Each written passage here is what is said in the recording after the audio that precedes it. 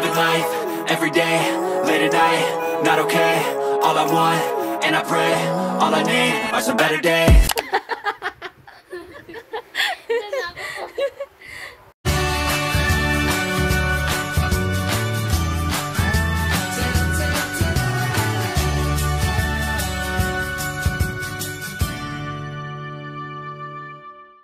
Magandang araw, amazing people, and welcome back to our YouTube channel. And for today's video, kasi medyo naboboring ako at wala akong magawa, so may naisip akong gawin. Ito yon. Ayan. So nakikita nyo yung buhok na yan, napakahaba, diba? So ang gagawin natin ay gugupitin natin yan. Luis, gupitin natin yung buhok mo, Luis. Kasing parehas kay Caleb. Ayoko. Ayoko noon. Caleb, gusto mo parehas sa'yo yung hair ni ate? Gusto? Maikli din? Ayan. So, yung mahabang buhok na yan, papaikliin natin yan. Wala ka, babe mo, mahaba din. Mahaba din ba? Hanggang saan? Patingin nga. Hanggang? Ganyan kahaba lang yung itatanggalin. Sige. Tapos lagyan kita bangs. Gusto mo ng bangs? Ayoko ng ganito. Patingin? Ayan. So, sa mga nanay, tuturuan ko kayo ng isang napakadaling haircut para sa inyong mga anak. So, madali lang to. So, kahit yung gunting na pangkusina nyo, pwede nyo gamitin para dito. So, itong gunting na to, hiniram lang namin to sa kapitbahay. So, simulan na natin ang paggupit sa buhok. So, ito yung haircut na napakadali at kayang-kaya nyo gawin para hindi naman mukhang bunot yung buhok ng anak ninyo, lalo na yung babae. Okay, so let's go. Ayan, so ito yung buhok ni Luis. Tingnan nyo naman, hindi uso yung suklay sa kanya. Kaya yung buhok niya ay buhol-buhol. So isa ito sa mga reason kung bakit ko siya gugupitan. Dahil hindi naman siya nagsusuklay. Ang lakas na... Ang lakas ng loob mong magpahaba ng buhok, hindi ka naman nagsusuklay.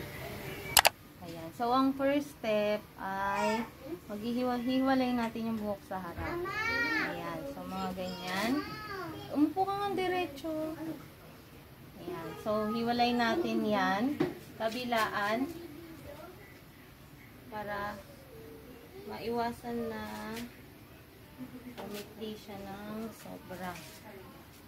Ayan. Ayan.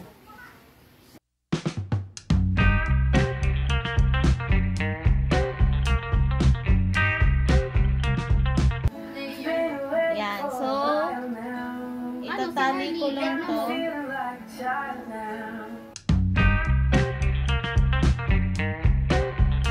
Ayan.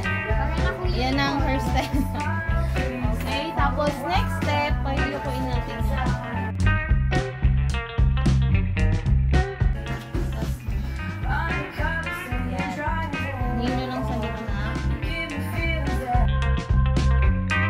So, dito, gugupitin na natin siya. Ganito kaya haba yung babawas, no? Yan. Gusto nyo daw ganun kahaba. So, simulan natin sa gitna.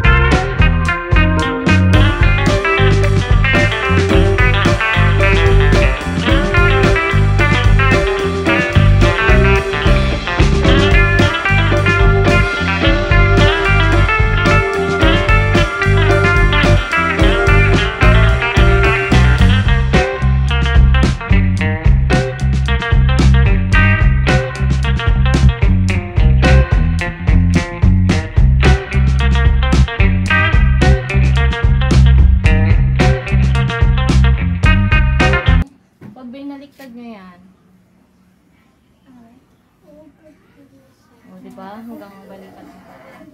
Oo, mahaba pa din, oh.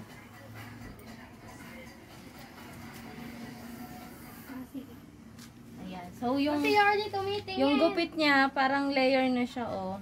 Parang pababa na siya. Ayan.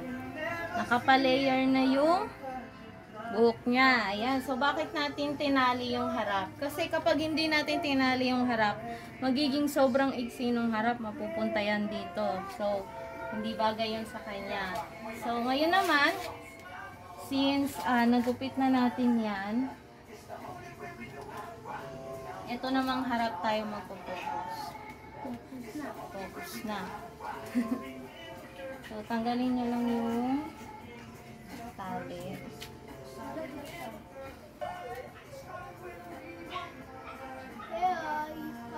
Diba? Mahaba yung harap. Yan. So, ipapantay natin yan dito sa pinakamaikli. Simula tayo dito.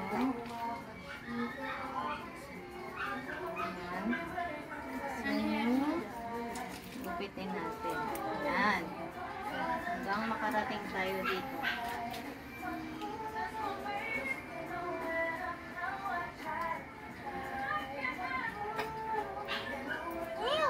So, kung gaano kataas yung kamay nyo nung una, so, kung gaano kataas yung hatak nyo, ganun din dapat kataas sa lahat.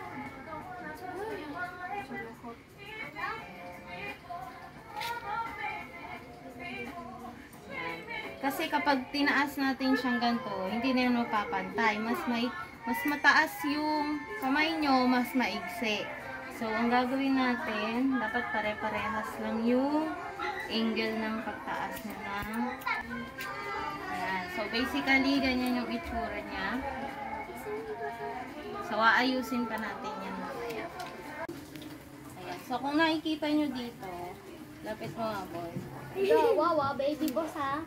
Ayan. So, kung nakikita nyo dito, parang malayo yung pagitan ng haba niya, no? So, aayusin lang natin siya para hindi naman siya awkward tignan. So, ang gagawin lang din natin, i-layer lang din natin siya, katulad nung ginawa natin nung una. So, itong mahaba, tapos itong medyo maigsi, kunin natin yan. Yan. Pag ganito po yung pagsuklay, ha? Pag ganyan, no? Para naka-layer siya. Ayan. So, dapat yung ano ng kamay ninyo, ganun din yung pagupit. Yung way ng pagupit. Yan. Tapos kuha din ulit tayo ng isa pa. Again, yung way ng kamay nyo, ganun po ang pagupit. Para naka-layer siya.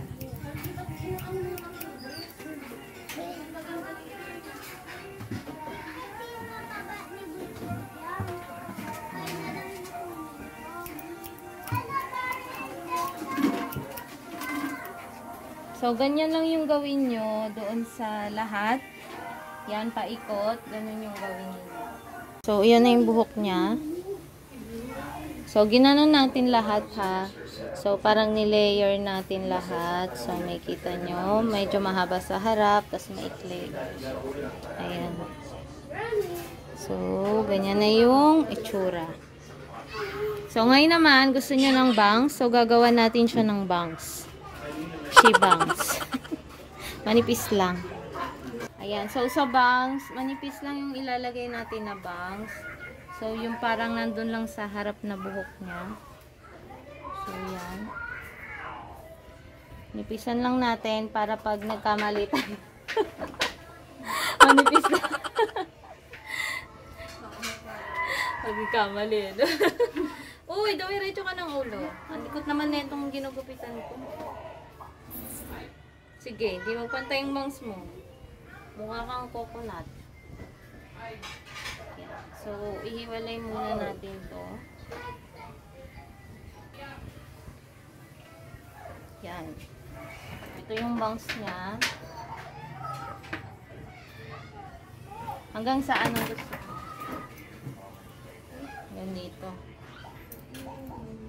bagay sa akin. So, kapag bangs, ang gawin nyo, pataas yung gupit.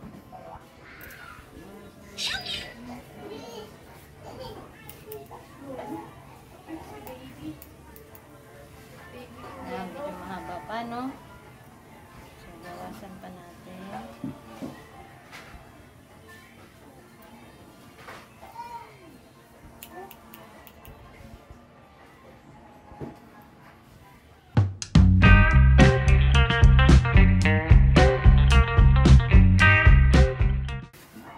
Yan, okay na yan, no?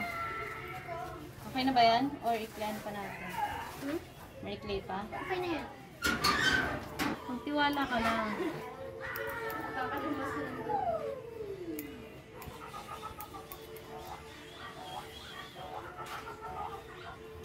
Ayan. So, yan na ang kanyang bangs. So, yan. Tapos na. Tapos na ang kanyang haircut.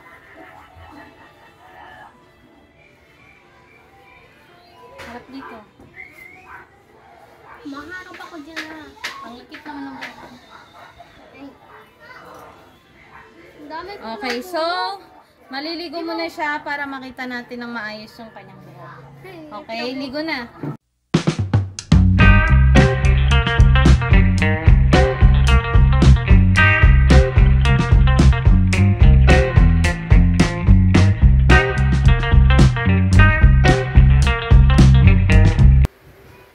Okay ba yung hair mo?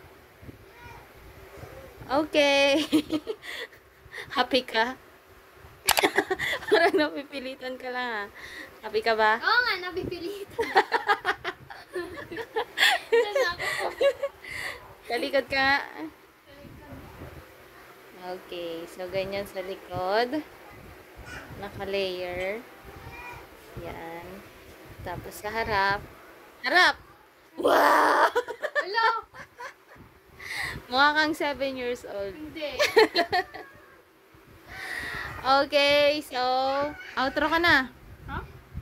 Outro na. Thank you for watching. Thank you for watching. I-dub mo yung bibig, yung boses ko. Okay. 1, 2, 3, go. So, that's it. So, thank you for watching. I hope you like this video. And see you on my next video. So, don't forget to like, share, and subscribe. Bye!